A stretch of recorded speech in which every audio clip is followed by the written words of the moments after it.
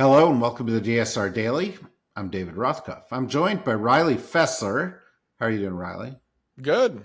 Excellent. And by Minna Stein. How are you doing, Minna? I'm well, thanks. How are you? Good. We're all here. It's back to school time. No, is it really? I guess it's.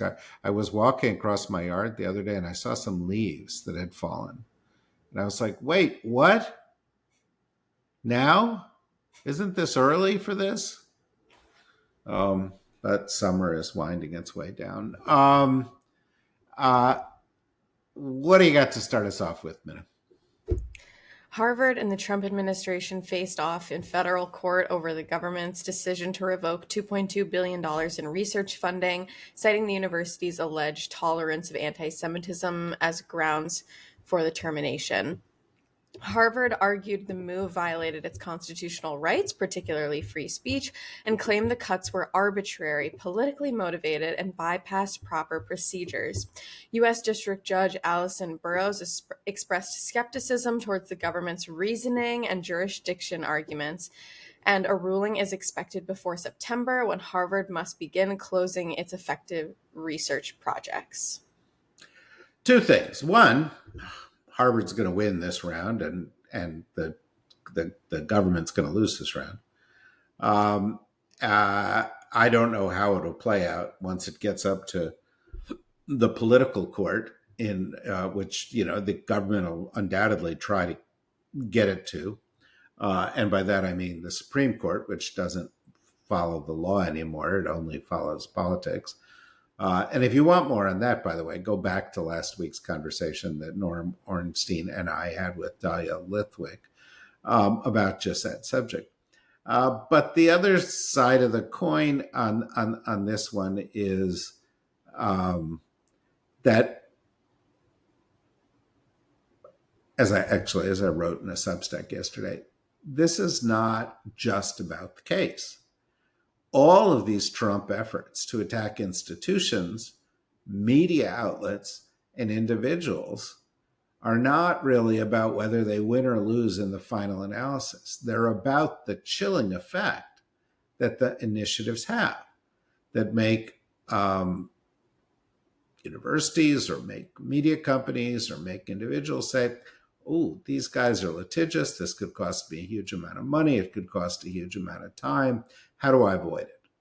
And I likened it to, I was driving back from New York yesterday down I-95, and there was a cop car parked, as they often are, along the Maryland part of this, Maryland State Trooper. And every car on the highway slowed down. Not because he could get them all, but because he was there. And that's what Trump is trying to do. This is how authoritarians use fear to achieve their goals. And so you can look at the case and the win and the loss and who's going to, have the edge in the particular case. But the overall message being sent is be afraid, be very afraid. Your government will use the tools within it to go after the people who don't agree with it. And that's where we come in, because we all are the ones that cooperate or not by being afraid or not being afraid. That's from within us. And if we don't, or if institutions don't let themselves be intimidated by this, they take the chill out of the chilling effect, and Trump himself can be less effective. Riley. Former Kentucky police officer Brett Hankinson was sentenced to 33 months in prison for violating Breonna Taylor's civil rights by firing recklessly during the 2020 raid that led to her death. The sentencing drew controversy after the Trump-led Justice Department, which replaced Biden's administration following Trump's re-election, recommended only a one-day prison term. Taylor's killing became a symbol of the Black Lives Matter movement, and her family criticized the leniency sought by federal prosecutors as undermining accountability. Under Trump, the Justice Department has reversed many Biden-era reforms, including efforts to oversee police departments accused of systemic misconduct. Yeah, and I think, more of that will continue. Does Trump have other cards to play on this? Could he pardon the guy, or could he commute the sentence, or could he do something else? I don't know. I don't know whether that's an option in this particular case. We'll see. But you will also continue to see Trump kind of pandering to police departments, which have often large kind of right-wing components within them. Not only because he thinks that they support him now, but because he may want their support going forward. Um, uh, so their position was reprehensible. I'm glad it's not what ultimately prevailed, at least for now, but expect more of the same. The White House has barred the Wall Street Journal from joining President Trump on an upcoming trip to Scotland, citing its reporting on Trump's alleged ties to Jeffrey Epstein as, quote, fake and defamatory. Press Secretary Caroline Leavitt defended the move, emphasizing that no outlet is guaranteed access and that 13 others will travel with the president. The White House Correspondents Association condemned the decision as a threat to press freedom and urged the administration to reverse the exclusion. Well, that's typical Trump press office pettiness. And, the Wall Street Journal has handled this admirably, reported the facts as they are, and said we will not be intimidated. Again, why is the president using this tactic? Well, because it's worked with CBS and it's worked with ABC. This is the flip side of the point I was making earlier about fear. Every time somebody capitulates to the threats of Trump, it further empowers Trump and it makes his case to others. Hope the Wall Street Journal continues to hang tough on this. And I expect more stories like this from them and from others on the Epstein front. The Trump administration is expanding its search for partners to build the $175 billion Golden Dome missile defense system, moving away from reliance on Elon Musk's SpaceX amid tensions between Trump and Musk. Amazon's Project Kuiper and major defense contractors like Lockheed Martin and Northrop Grumman are now being courted, signaling a broad integration of commercial tech firms into national defense. While SpaceX remains a key player due to its launch capabilities, the feud with Trump and concerns about over-reliance have opened the door for rivals to claim larger roles in shaping America's space-based defense infrastructure.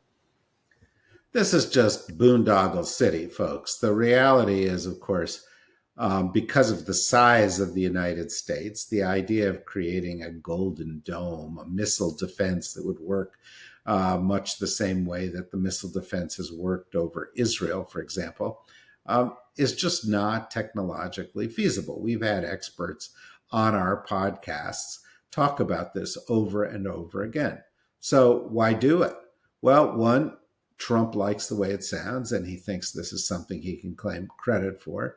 Two, it's one of these things that will happen in the indefinite future. Doesn't matter whether it works or not. He's launching it. Somebody else will have the responsibility for dealing with implementing it. And it benefits a lot of the defense contractors, which support Trump. Not, as it happens, SpaceX, perhaps, because that relationship's souring. But I would remind you that the president's relationship with the head of a company should not actually be affecting whether we do business with the company. It should be based on the merits, particularly on issues of national security. But that, of course, is not the way things work here. It is all about cronyism. We are back into the Tammany Hall politics of New York City in the 80s and 90s. It's gross. So a lot of money. It's not going to work. It's not being done in the right way. Other than that, great project. Minna?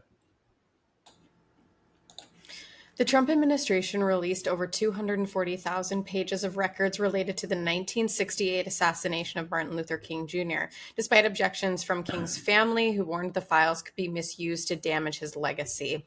The release is part of a broader executive order also calling for declassification of documents related to the JFK and RFK assassinations amid rising political pressure over Trump's handling of Epstein-related files.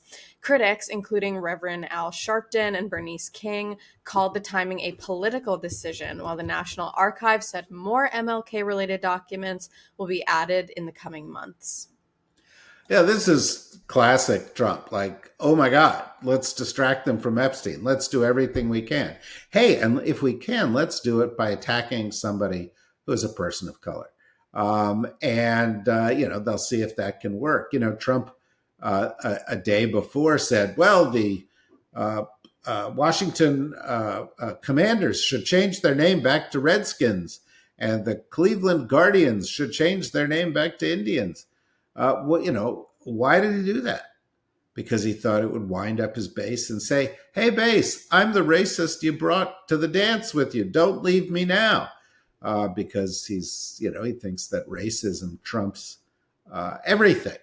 It hasn't so far. And if the Epstein thing continues to go in the way that it's been going, you can expect in the not too distant future a release of actual proof from Area 51 that there are aliens, and probably that they have taken over major media outlets, including MS Alien NC, or however he'll come up with it.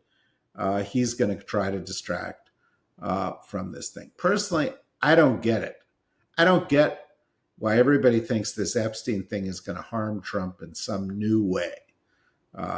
We knew all this stuff about him. He's practically admitted this stuff. He was practically elected for it.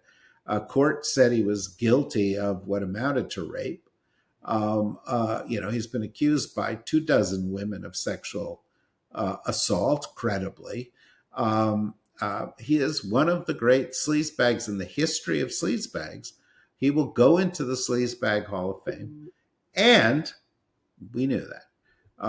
Will it weaken him with his base? Maybe, but once it gets flipped around and people start going after Trump, they tend to circle the wagons and come to his defense.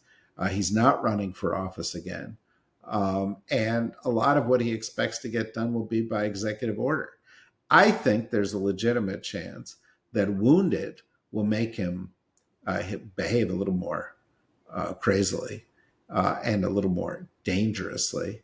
And so this is definitely a double-edged sword, and it's a little early in the game for us to conclude anything about what the long-term impacts on this will be. Well, that's it. Here we are in July. There's still, I don't want to, get ahead of myself with my earlier comment. There's still, a bunch of days left in July and all of August. So hopefully we'll get into what the media calls the silly season, and some of the stories we get will not be as burdensome. And so tuning in to us for the DSR Daily will not be as big a psychological trauma as it has been sometimes. But you've got all our other podcasts coming to you: Deep State Radio, Words Matter, Scylla Consciousness, our podcast on AI, energy, and climate, the Daily Blast from the New Republic, which we produce. And so we encourage you, go listen to those. And if you like what you hear, go to the DSR network, click on membership, and become a member. Oh yeah, and we also have a new episode of Need to Know, which is a podcast that only our members get when it's released. So there's a lot of bonus content if you're a member, and we want to encourage you to move up to that level of support where you help us and our little ship of state along. Until then, thank you, Minna. Thank you, Riley. Thank you, everybody, for listening. Be with you again soon. Bye.